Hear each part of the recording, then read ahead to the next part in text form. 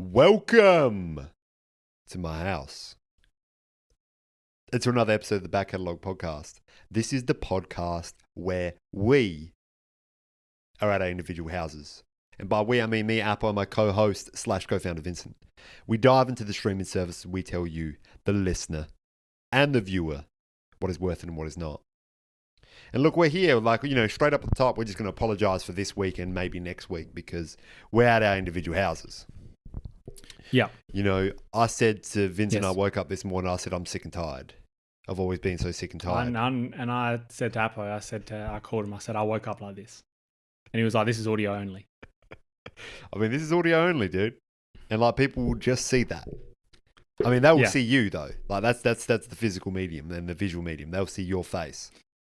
And That's they'll right, see if you're on face. YouTube. Because these podcasts are on YouTube for anyone who wants to see our faces as well and our expressions. Because sometimes I'll make a joke and it'll just be terrible and Apple will be there sitting looking at me like a stun mullet. And that's visual comedy. You can't get that. You can't get that on Spotify. Yeah. The only places you're getting that sort of stuff is the Three Stooges. If you search up YouTube Three Stooges, that's physical comedy. That's comedy for the visual medium. And we're doing that here live on the podcast. But look, we are still in ausploitation August. I mean, August is still going, which is crazy to me. It's still going. It's wild. It feels like we've been in August for a while. I mean, August just been going. It's going to continue to go. But because it's ausploitation August, we thought, hey, we did Mad Max 1 last week. This week, we're doing 1981's very own Mad Max 2, aka The Road Warrior. For those playing at home, this is the second one of the movie that we watched last week, but let's see if it's better. I'm going to give you some facts and then we're going to get right into this, Vincent. So this got the 7.6 out of 10 on the IMDb. It's got the 95% on Rotten Tomatoes and a 95% on Flicks, which, I stand to this day. I say that Flicks is just Rotten Tomatoes, but just done different. I'm going to give you some box offices, some budgets here. So let me, now there's a lot going on here because they used to do rentals and all that sort of stuff. But it had a gross of, at least in the United States, of 23.6 million at the cinemas. And then it made a further 11 million via theatrical rentals. So we're doing rentals here, man. And that's just what it is. But it's around $36 million that this movie made on a budget of, and I hear you asking what budget, on a budget of 4 to 4.5 million. See, when they do rentals, do they count that, as someone's paid money for the rental? They've paid their $2.99. They've picked up the rental. Does that count from then, or does it count from when they return it? Because if they return it, then they're down. Oh, they're down money. You're saying in that week that the rental is out, you're down money because you haven't got that money yet. I'm saying that, they're counting it as, hey, tick, $2.99 for Mad Max. Right? And then let's say $1.50 goes back to the studios to add to the rental budget. Yes. If they don't get the rental, the VHS back, because we're talking VHS's very own. We are. Or does the rental service bear that cost? Well, this is the thing. I don't know. If Blockbuster, Blockbuster's something that was around. If Blockbuster was still around these days, I might go and ask. I might go ask Mr. Buster. That's the thing. We don't really have any. We don't have any resources. No, we can't really get there with that. But all I remember was that if you were getting a new release for just a one-nighter, you'd be paying out the wazoo for a one-nighter. You'd be paying $12.95 for a one-nighter movie. That's one night. You know what I'm saying? You've said that. Yeah, you've said that it's one night. What I'm saying is you got to bring that back the next night. And if you got 3-4 of those, 3-4 people paying $12.95 a night for that. I mean, that's dollars. That is dollars, dude. And I mean, you're higher than that. You're renting out Airbnbs in this climate, and that's all I'm saying. But let's get into this movie. There's a couple of things that I want to talk about, and I like it when we do a sequel, because especially when we do a sequel so close to the original, it's because we get to compare it. And this is a movie in which the comparisons. I mean, we're going to talk about the comparisons between Mad Max 1 and Mad Max 2. I really want to talk about whether or not you like this one more or less than Mad Max 1. I also want to just talk about, we talked about the worlds, man. We talked about the Australian landscape. And I think that this is the Australian landscape on steroids, and we're going to get into that. And the last thing I want to talk about is there's some fan theories out there which I want to digress with you here today, like live on the podcast. Okay.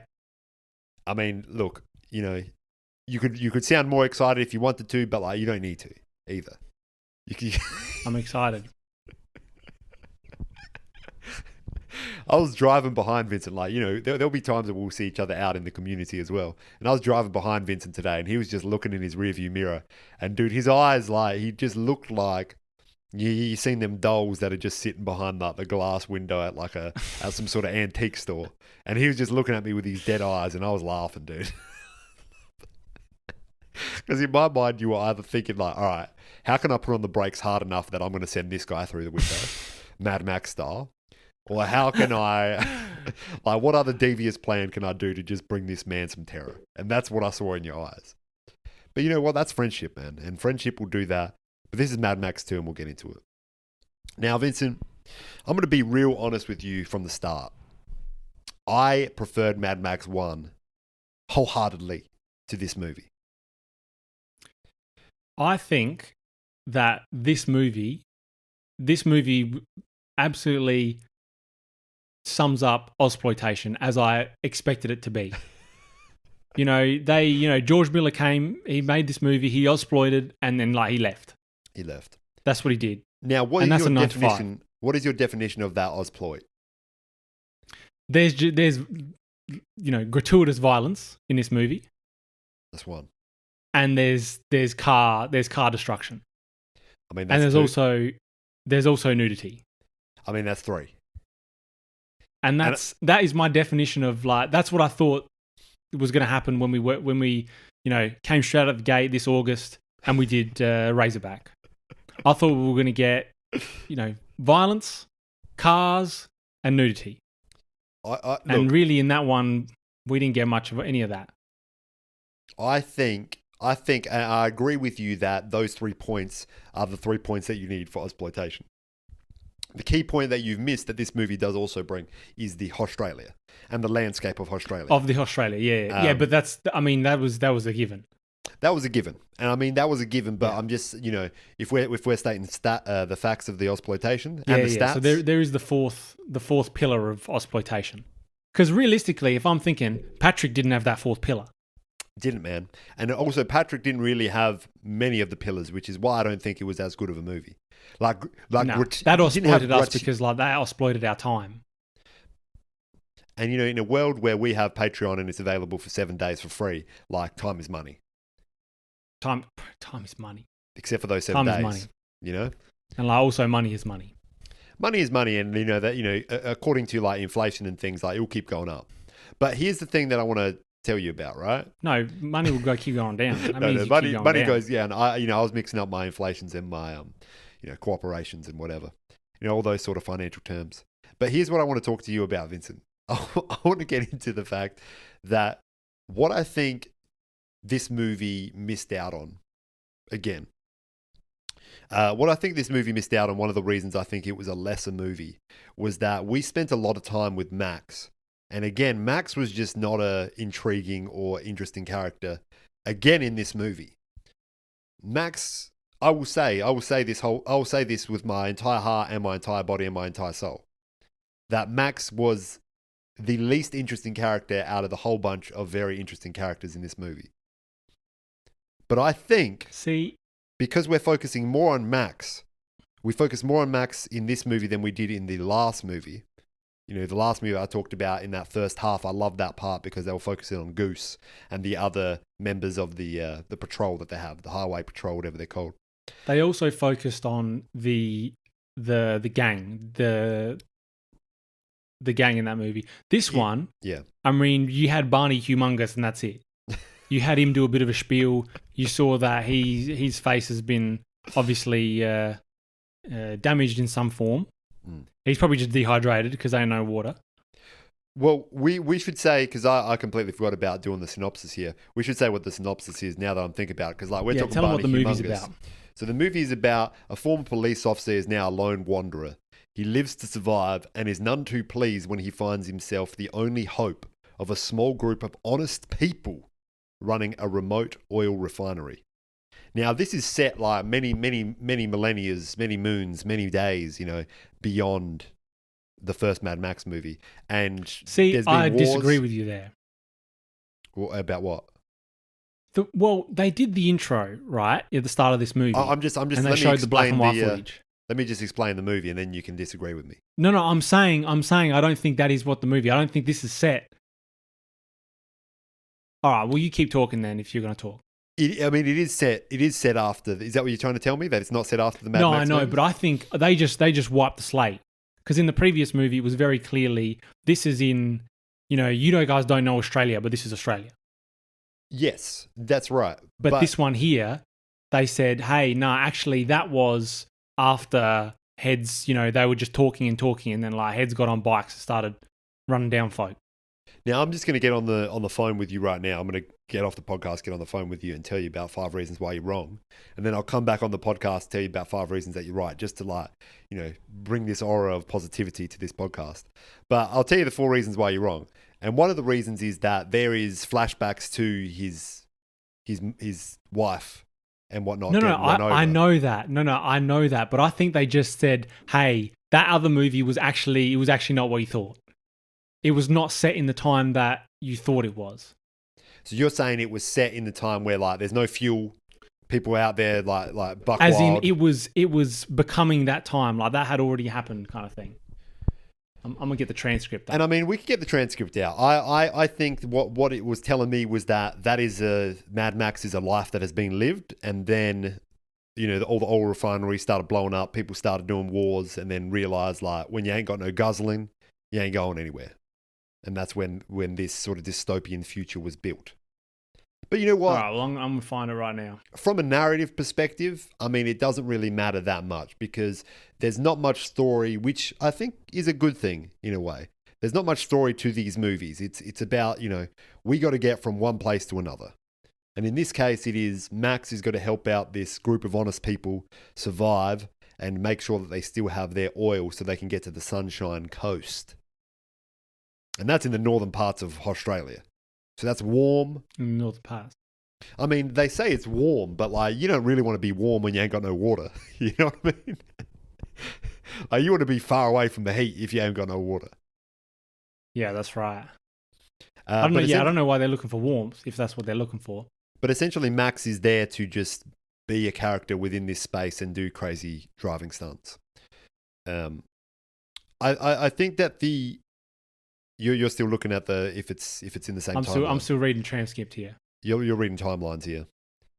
And the thing is, so it was saying that, their leaders talked and talked, their world crumbles, the city exploded, like there was crying in the streets, men began to feed on men, and like that don't taste right. Only those mobile enough to scavenge, brutal enough to pillage would survive.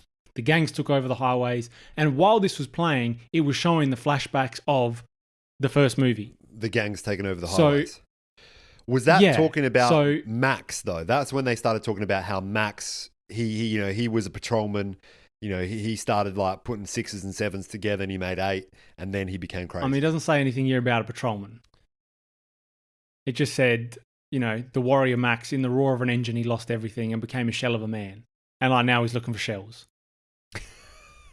He's a shell of a man.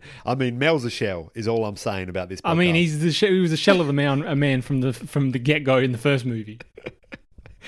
Mel Gibson. So I reckon what's his name? George Miller just decided, hey, how about we, make it, pretend that last movie was actually not set in the time that it was actually set in. And you're saying it's like an Evil Dead 2 scenario where yes, there's links to the other movie, but it's pretty much just let's do fresh slate. The movie that I can't remember at all. It's exactly like that. Let me jump on the phone with you again and tell you one reason why you might be right. But you know what? This is an area where we can agree and we can disagree. And we could do both. But one of the things that I think, again, one of the reasons why I don't like this movie as much as the first one is that we do get a lot more of Max. And unfortunately... I think Max is better in this movie. Oh, he's I better. think it's better because he doesn't need to be someone who is. I think I was fine with Max in this movie. He is better. He is definitely better. But what I mean by what I don't like about Max in this movie is he's not only beyond that the fact that he's not that intriguing. You know, he's just a dude walking around the street. You could put you in there, and you could put me in there, and like the movie's gonna be exactly the same. You know, it's like No, it's not, because if they put you in there, you're gonna get sunburn on the top of your head, and that's but that'll be the end of you. I'll be wearing a toque because I'm mad, and people be like, "Dude, it's too hot to be doing toque things," and I got toupes on. You know. It's not too hot for me. Dude, say something like that. And I mean, this has been the back catalogue, but we'll get into more of this movie before that. I think that Mel Gibson looks good in this movie as the Road Warrior. You know, I like the leathers. I like how he's got that one like blonde bit of hair as if he's just gone mad and his hair's like gone streaked. But beyond that, like until it got to the point, which is not that far into the movie, but until it got to where he started to interact with the other group and seeing the bad guys as well, I was like, man, I haven't got time for this movie. Now, see, I think he was better. It was better in this movie because you look at the man. He's a shell of a man. He's a shell of a man. He fits that description. Whereas the last one, you were looking at him. He was with his wife and his child, and he was, you know, obviously the director said, "Hey, Mel, look like you're happy." And he sat there and he just like straight face. And he's like, "Oh, this is the happiest time of my life. Oh my god!" Like Mel the Shell. And George was like, "Well, men. we don't have enough time, so that'll have to do." We haven't got time for like second takes. We've only got like a couple 100,000 in this movie. Yeah, that's right. I think what made this movie again, like this is something that I would say if I could get the first half of the last movie and the second half of this movie, I think that's a far greater movie than the rest. Because the second half of this movie is extremely fun. When it comes to, you know, we've obviously watched the Charlize Theron thereafter and potentially a Tom Hardy type do Mad Max things. And one of the crazy and fun things about that is all the stunt work that's going on, during the car chases, you know, people jumping from car to car, crazy people driving, you know, there's dudes like with guitars and whatnot. There's dudes just hanging in the air. It's madness. And this movie, you can see why the new Mad Max is so mad is because the latter half of this movie is insane. And I think this is the car scenes. Brother, we're doing remote. You can't just like talk for 15 minutes. You can't do that. You got to have a pause because like there's latencies here. There's latencies. There's latencies. The car chases, the car stuff in this movie was great. But also, I want to, and this is like a reminder for me and you, I also wanted to talk about how Max is the worst driver in the wasteland. Like, he's the worst. I mean, a lot of the time he's driving straight. But straight out the gate, he's there and he hits some other car and there goes his bumper bar. Is that early on in this film? That is the first part of the film. Yeah, when he's driving away. I was very excited about this first part because Max is just driving and he crashes into some place and there's just this. You see the guzzling. You see the gasoline come down. Yeah. The petroleum, and he's putting like pots and pans underneath it trying to get it. So I'm thinking this is just going to be like a scavenger hunt in which he's trying to get gas and there's people chasing him the whole time. Yeah. But alas, it wasn't that. Alas. I think, yeah, and the other part is when he says, "Yeah, no, I've delivered you this truck. I'm out. You know, give me all the petrol, the gasoline, and I'm out of here." And not 2 minutes later, he's already damn near dead and driven off the road from nothing, from absolute nothing. Yeah, he's not the best of drivers. I will say that, and he does have a crash at the end of this movie, or towards the end of this movie, in which he drives a what would you call that? An oil tanker. Is that the word I'm looking for? Semi-trailer off of a road, right? Well, he gets sort of driven off the road by this guy called Humongous, and I'm talking Barney Hugh. And this is one of the facts about this movie. They said to the stunt driver, "Listen, for 12 hours before you do this stunt, you cannot eat any food. You got to fast. And Men's is like, why do I have to fast? And it's like, because we're going to have to get you to surgery after this. Oh. And like, if we're talking ausploitation, like this man's been ausploited. But So surely they could have, strapped him in, roll cage in the truck. Well, I mean, that's what they said. They said it's likely that you will require surgery, so you ain't eating. Jeez. And like on an ausploitation film, like everybody eats because like we're exploiting everyone. But in this case, like nobody ate. That's wild. And that's where the first like bit of intermittent fasting came from. So that's like how that all came about. And I mean, that's a lifestyle. What if you drive a oil tanker? What if you drive it off the road and you might need surgery? Like, you better be fasting. Dude, that's why I always intermittent fast. Because if I'm doing stunts, because I'll just do stunts. I won't be thinking about it when I'll do a stunt. You'll be on work. You see one of those trucks with the trailer that has the ramp, and you'll go, I've seen this in GTA. Dude, and then you're thinking, bro, I've been fasting, so I'm ready to go. They just got to scrape me off the side of the road into the hospital bed. Get the man's the tools. Go to work. There is a place that is near both of us, which is a main road. And whenever you turn onto that main road, because there's like a car dealership there, there's always one of them trucks. And it's just sitting there. And I always look at it, I'm like, if some man's tried this, like, it's death for like you and the man that's sitting in the truck. Yeah, it doesn't work. It wouldn't work. No, you just go into the back of the truck. There's no way. Yeah. But you know what? One can dream. And one can fast. Let's get into the characters, I think, because I think that there's a lot of fun characters, much like the last movie. There's a lot of fun characters that are a lot better than Max. So I'm going to get into that. That is one thing that they really do well. This movie and the last movie, every single character, no matter how small their role was, you were looking at it and you're going like, what? Why is that guy dressed like that? Why is he doing this? And why does he look like that? And why is he talking in proverbs?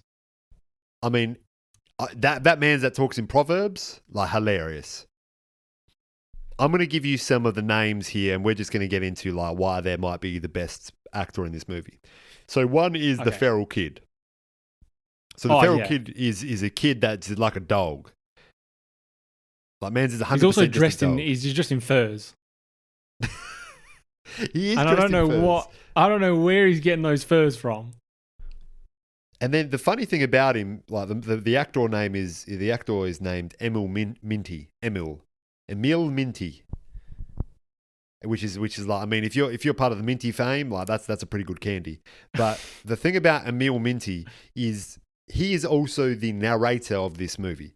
Not really, but the character is. And as an older person. I'm sorry, but the feral child, the one that we saw in this movie, is not learning how to like speak perfect English. Jeez, like, that was funny. I was going, he's nonverbal, and he's literally been in the dirt his whole life, living in holes. He looked like, they have their little tribe. These people that are all dressed in like white and yellow, which is, I mean, that's hilarious as well because they look like a cult. Yeah. And this feral kid it looks like he just, emerged from the sand at some point because people do that in this movie. He just emerged from the sand and they thought, well, I mean, like, we got pigs, we got chickens. We now got a feral kid. And the feral kid, I mean, if you had pigs or chickens and then you had this feral kid, like, you'd be pretty happy because like one of those things could help you, work with the pigs and the chickens. Like, you get that feral kid to grab some eggs, like, he'll do it. You could train him for that. The next man on the list is the gyro captain. I think he's the gyro captain. Yeah. The gyro captain, who is essentially Max's right-hand man for the majority of this movie. And by right-hand man, I mean Max like takes him captive and makes him walk with him. But he guy also appears from the sand. He does. Which I think is a lot of this movie where just heads will appear from the sand. Yeah, and I'm thinking that sand is not. It's not like a free flowing liquid. It ain't. It really isn't. But I don't know what you mean by that. As in, they're in the sand.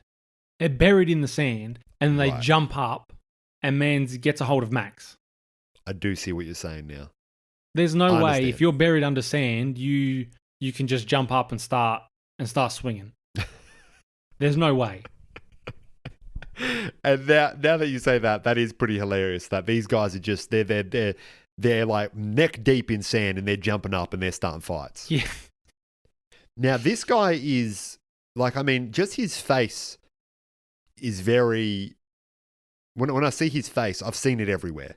This man is like one of those presences where we were talking about this the other day. There's those things where just people don't know where the origin is. He's just been there, and this dude's been there, man. I'm just looking at his movies right now. He's been in sand. This dude's been. You name me a movie he's been in it. Star Trek. You know what? That might be the one movie he hasn't been in. But he has been in Star Wars. When you said Star, I was like 100%, bro. You're right on the money. I thought Star Trek would be if he's been in movies, he would have been in a Star Trek, you know? Yeah. Although that's not a movie. I was going to say. They're predominantly episodes. All right, he's been in Star Wars. He has been in Star Wars. Bro, he's been in every movie. He's been in every movie, man. And like he's been in Lord of the Rings. You were about to say that too. He's been in The Matrix. Yeah. He's been in Ace Ventura: Pet Detective. Or When Nature Calls. That was the second one I was about to say. Dude. And if you said it, then you would have been correct. And he's in a movie called Sweet Talker in which one man is neck deep in sand. So like, he's in movies that he knows what to do. Jeez, that's right. He's got his niche. He's got his niche. Now I've just sort of jumped into this guy's IMDb, so I've got to go back to the characters here. But the one character that I do want to talk about for a bit is Humongous.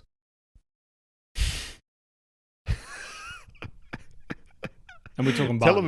Tell him about Humongous, Vincent. What are you doing? Huh? What are you doing? What am I doing? You're still looking up things. No, I was just looking at Humongous, but I wanted you to tell him about Humongous. I mean, Humongous, he's humongous. I mean, that's exactly right. And, Vinny will take into account latency and he'll just say those two words. But one of the things about Humongous, which I want to talk about, you said before Humongous is... like he has some scarring and some things that obviously something had happened to him. The fan theory... It's definitely a sexual altercation gone wrong. Because Mans is still wearing like the BDSM gear. He looks like if Jason Voorhees was in a pornography film. Like that's what he looks like.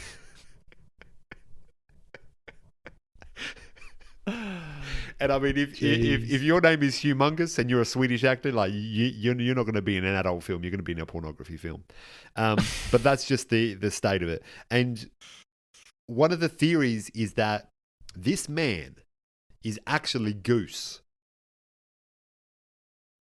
And the reason that he's Goose is they say, and I mean, like, fan theories, they'll just say like, oh, there was a piece of fur over here, so that means it must be Sully, But what they're saying is that he's got scarring all over his body, and a lot of his friends and allies are dressed as the troopers, because this is actually Goose, who has come back from wherever burnt place he was and has started a gang.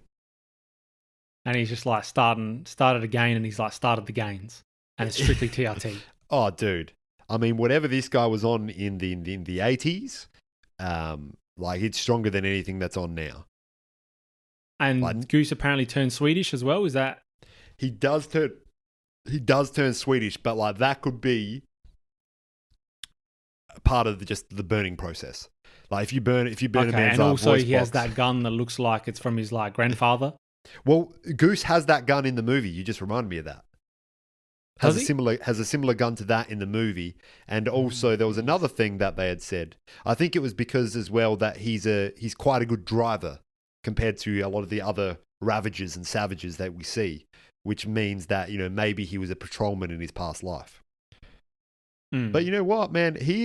I will say, if we're talking about cool and just like interesting looking characters, he is one of them. And there's one bit in which he's talking about like, you guys aren't coming out of here alive. And it's like a reddish hue to the film for a bit. And he's just shaking his hands up and down. And I'm telling you, that was one of my favorite bits of this movie. I like the other guy with the mohawk. Yeah, He was a good character as well. I forgot that man's name, but his name is Wes. Actually, he is Wes. hilarious. He's hilarious Because he's kind of Mad Max's nemesis in this movie. They're going at it. Well, actually, Max doesn't do nothing realistically. Well, Max does shoot him or make him shoot himself in the arm at the very start of the movie. But yes, these guys are going at it from the very get-go, which is good, man. You see a man with a red mohawk and he's running around, he's jumping at people, he's killing people for fun. Like that's exactly what you want. He's got his ass hanging out Max. The whole time. Every time I saw that, I was like, nah, surely that's not happening. And then it was happening. Bro, that absolutely happened. Like consistently it happened. And like just for a bit of fun, this man's in a movie in 2022 called Thor: God of Thunder with a 2.2 out of 10 on the IMDb, where he plays Odin. And like, I mean, this looks amazing. But Vincent, I want to hear your final thoughts on this, and then we'll get into some reviews, as in our reviews. I think the world was better in the first one, which is not something I thought I'd say. I like that they went to, towns and things like that, and it was just chaos, but it was in towns. And they went to that beachside town, and there was a mechanic there. I feel like I didn't really like the cult people that they were, like Papa John there was doing there, like Papa Murdoch. I don't know what the dude was called, but the people that had their oil refinery. Yeah, I know. Whatever they're... The good people. They were just not interesting at all, apart from the dude that was hoisted at all times, and he was just, I don't know how he was getting to where he was getting. Because someone had to be manning that. He does have a very funny scene in which him and another man are talking between two sides of the camp, but they've got other people talking for them. That was funny. That was quality. I agree with you. I agree with you in regard to the world and the space, because when it comes to, I think this is similar with those open world games that have nothing in them. Like, a great open world game like Red Dead Redemption, you'll be riding down the road and there'll be some man coming there to talk to you, and you have a whole side quest there. Whereas some other open world games in Red Dead Redemption, one of the side quests is some dude says, "Hey, like I've crashed my horse cart. My horse is dead. Can you just wait here and I'll go grab some more horses. I'll grab another cart and I'll come back." And I remember doing that, and I was waiting for like 3 days. I was just fishing. Man's had a satchel full of mackerel. Yeah. And I'm thinking, what in the world? And I'm these days I'm not Googling anything. I'm not going on the ESPN, the game FAQs. Yeah. Because I'm not asking any questions frequently, except of myself. That's exactly right. And at one point I thought, this is, I've been fishing for days. My satchel just soaked. It stinks. And I was looking around. I'm running around looking for this dude. He wasn't there. I'm thinking, I want to get my $15 reward for waiting for this long. I found out, dude's just sleeping around summer corner. I couldn't find him. And then I just left. And that's one of the side quests. But this is the thing, you'll get stuck there, but you'll be fishing for 3 days and you'll be okay with that. Whereas there's some games where it's just, they're like, this is an open world. So it's just desert.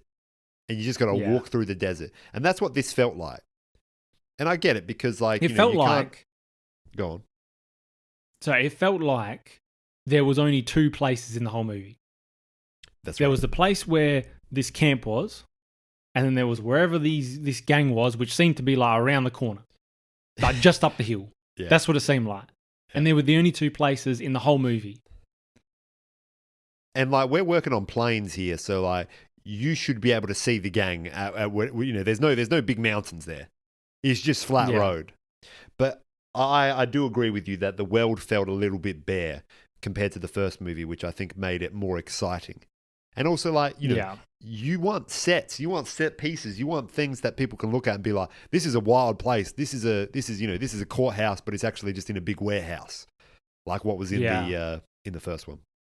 But yeah, go on. You got any other points about this before we do our?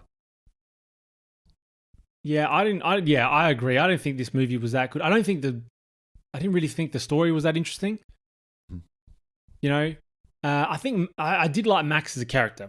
I thought he was better in this movie because he just like, hey, he's just getting by. He's just going from A to B and like then to G to get gasoline, and that's all he's doing. But then it turned into, hey, you know, these people, like, I need to help these people because, like, I don't know, they need to get their gas. Which, I mean, it's also funny because they got an oil refinery. Surely they can do some like sales tactics. Hey, we'll give you some gasoline. You like don't kill us for a week. Yeah. You blackmail someone. If you're out in those deserts, you can go to blackmail someone, you know? That's what I mean. And if you see a guy with like his ass hanging out, you're going to be blackmailing. Because you shoot him in the ass, and he's got nothing to cover. Also, just like there's no seats there. A lot of the time, there's no seats. Like he's sitting down on that sand. On the sand, and also, you know, there's seats, and they'll have leather, and it's hot there because it's Australia. Hot. Yeah, and it's also, you know, post-nuclear Holocaust situation. So it's probably hotter. It's probably hotter. Yeah, it's probably hotter, and he's sitting his bare ass onto black leather. That's going to be hot as hell. Just getting into that, you know, the I know they're not doing seatbelts, but the seatbelt, the metal part of the seatbelt touches you. Yeah, they're definitely not doing seatbelts. Now, I'm going to tell you that I give this movie, one thing I did like about the costumes is some of them are just wearing like cricket pads. They got cricket gloves on. They've just got all sorts of stuff, which I think is hilarious. Yeah. But I'm going to give this movie a flat 6. And I think that if this movie was just the back half, like maybe not even the back half, back quarter of this movie, it's like an 8. But other than that, I don't think there's much for you here. I mean, unless you love like big Swedish men looking like Jason Voorhees.